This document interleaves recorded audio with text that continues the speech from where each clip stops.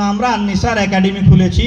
এবার আপনারা বাসায় গিয়ে সিদ্ধান্ত নেবেন আপনার সন্তানকে কি বিসিএস ক্যাডার বানাবেন, প্রশাসনিক ক্যাডার বানাবেন, আপনার সন্তানকে কি আপনি মন্ত্রণালয়ে তিনি মাদ্রাসায় পড়ার পাশাপাশি প্রশাসনিক চেয়ারও পড়বেন, তিনি হাফেজও হবেন, তিনি আবার প্রশাসনিক চেয়ারও বসবেন, তিনি হাফেজও হবেন, তিনি বিসিএস ক্যাডারও হবেন, তিনি আলেমও হবেন, তিনি ইঞ্জিনিয়ারও হবেন, তিনি আলেমও হবেন, তিনি ডাক্তারও হবেন, তিনি আলেমও হবেন, তিনি শিক্ষাবিদও হবেন, তিনি আলেমও হবেন, তিনি চ্যান্সেলরও হবেন, তিনি আলেমও হবেন, তিনি মন্ত্রণালয়েও যাবেন, তিনি আলেমও হবেন, তিনি সচিবালয়েও যাবেন, তিনি আলেমও হবেন, তিনি রাষ্ট্র পরিচালনা করবেন। তো এগুলো করার জন্য কেউ একজন তাকে পথ দেখাতে হবে, কোনো একটা টিম তাকে পথ দেখাতে হবে, রাস্তা দেখাতে হবে, পথ চিনাতে হবে, স্বপ্ন দেখাতে হবে। তো আমাদের ওস্তাদরা তো এখানে স্বপ্ন দেখায়, রাস্তা দেখায়, সেটা কতক্ষণ? 8টা থেকে 2টার পরবর্তী আরও 18 ঘন্টা থাকে।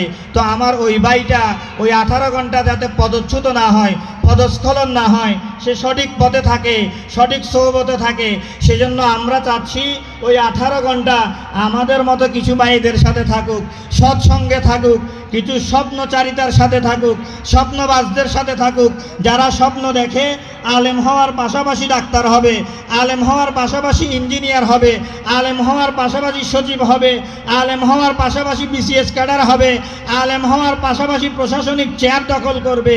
সেই স্বপ্নবাজদের সাথে যখন আপনার সন্তান থাকবে, পথ যারা চিনে তাদের সাথে যখন আপনার সন্তান থাকবে, তখন সে ঘুমের মধ্যে স্বপ্ন দেখবে না, জেগে জেগে স্বপ্ন দেখবে। তো আমরা চাই আপনার সন্তান ঘুমের মধ্যে স্বপ্নে না দেখুক, আপনার সন্তান জাগ্রত অবস্থায় স্বপ্ন দেখুক।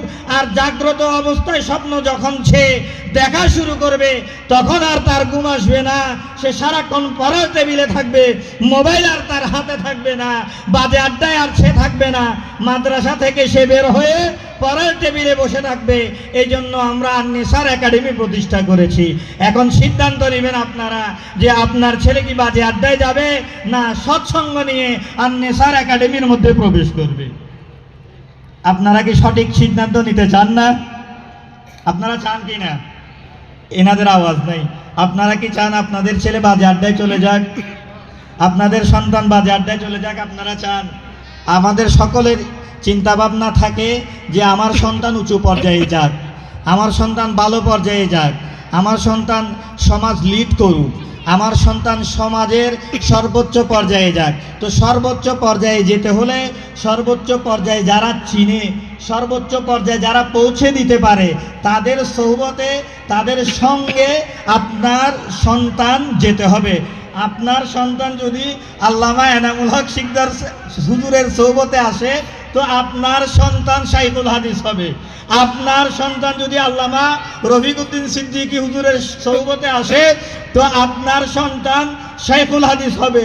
আর আপনার সন্তান যদি এলাকার কোনো মাস্তানের সাথে হাঁটে, কোনো সন্ত্রাসের সাথে হাঁটে, কোনো ইয়াবাখোরের সাথে হাঁটে, কোনো নেশাগ্রস্তর সাথে হাঁটে, কোনো সন্ত্রাসের সাথে হাঁটে, তো আপনার সন্তান তেমন হবে।